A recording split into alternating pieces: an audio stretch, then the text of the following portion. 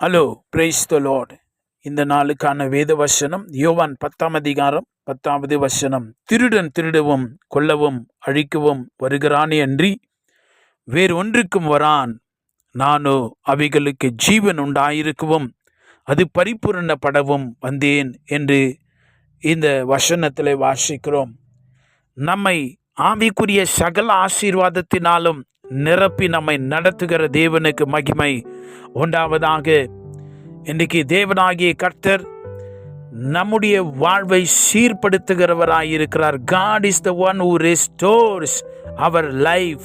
நம்முடைய வாழ்விலே நாம் இழந்த எல்லாவற்றையும் நமக்கு திரும்ப கொடுக்கத்தக்கவர் அவர் மாத்திரமே என்று நாம் வேதத்தில் திரும்ப திரும்ப நாம் வாசிக்கிறோம். நீ இழந்து போன மகிமையை, நீ இழந்து போன வாழ்வை, இழந்து போன சமாதானத்தை நான் உனக்கு திரும்ப தருவேன் என்று நாம் வேதாகமத்தில் மிக தெளிவாய் வாசிக்க முடியும். திருடன் பிசாசானவன் உங்களுடைய சமாதானத்தை திருடவும், உங்களுடைய ரட்சிப்பை திருடவும், கெடுக்கவும், வார்த்தையை திருடவும், அந்த வார்த்தை உனக்கு பலன் கொடுக்க கூடாதபடி உன் நிம்மதியை திருடவும், உன்னுடைய பொருட்களை திருடவும், உன்னுடைய குடும்ப சந்தோஷத்தை திருடவும், சொல்லப்போனால் உங்களுடைய பண உழைப்பை கூட பிசாசு திருடலாம். உங்களுடைய வாழ்க்கையே கூட அவன் திருடுவான்.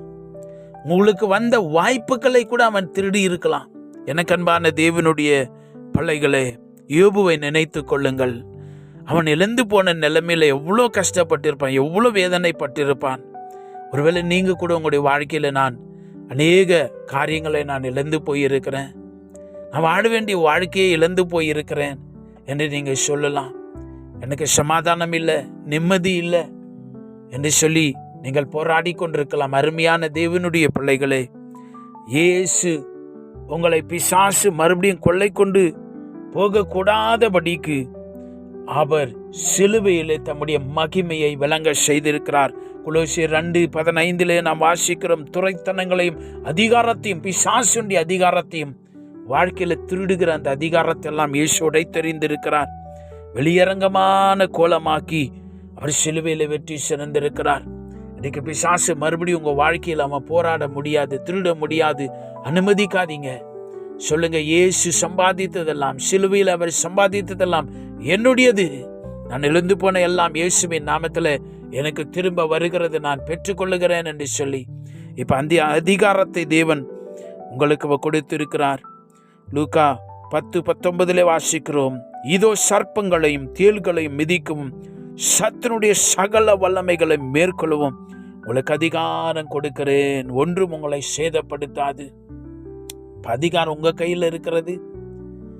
உங்க வாழ்க்கையில நீங்க எதெல்லாம் இழந்து போனீங்களோ சொல்லுங்க, என்னுடைய வாழ்க்கையில நான் இதெல்லாம் இழந்திருக்கிறேன், என்னுடைய ஊதியத்தை நான் இழந்திருக்கிறேன், என்னுடைய ரட்சிப்பின் சந்தோஷத்தை பிசாசு திருடி இருக்கிறான், என்னால் நிம்மதியாய் வாழ முடியல. கட்டளிட்டு சொல்லுங்கள், பேசுங்கள்.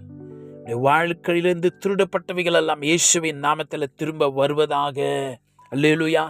நீங்கள் கட்டளை இடுகிற பொழுது அவைகள் உங்களுடையதாய் மாறுகிறது. காரணம், சிலுவையிலே இயேசு அவைகளை மறுபடியுமாய் உங்களுக்கு பெற்று தந்திருக்கிறார். ஆமே. நாம் செபிக்கலாம். மகிமையான பிதாவே, மகா பெரிய இரக்கங்களுக்காய் நாங்கள் நன்றி சொல்லுகிறோம்.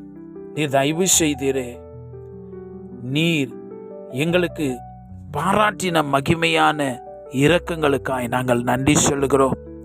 இயேசுவே, உம்முடைய பிள்ளைகள் தங்களுடைய வாழ்க்கையில சூழ்நிலை சந்தர்ப்பங்கள், வாழ்க்கையின் மேடு பள்ளங்களிலே இவர்கள் சந்தித்த போராட்டங்கள், எழுந்து போனவைகளுக்காய் ஸ்தோத்தரிக்கிறோம்.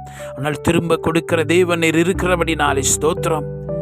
வாழ்வில எதையெல்லாம் இழந்து போயிருக்கிறார்களோ பிசாசினுடைய போராட்டத்தினாலே இயேசுவின் நாமத்தில் அவைகள் திரும்ப வருவதாக.